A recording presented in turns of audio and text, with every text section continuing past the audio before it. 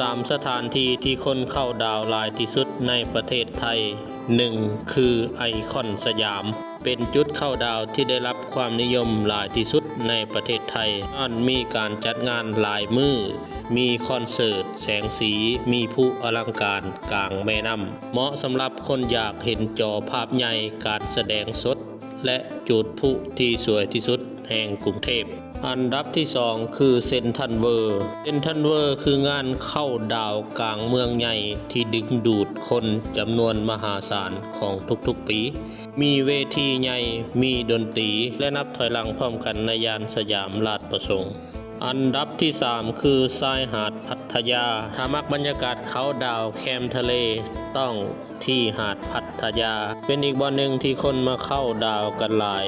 อันดับ 3 ของประเทศไทยบ่ว่าสิเป็นนักท่องเที่ยวทั้งคนไทยและต่างชาติต่างก็พากันมาอย่างหลวงหลายและนี่ก็คือ3 สถานที่เข้าดาวที่คนมาหลายที่สุดในประเทศไทยนั่นเอง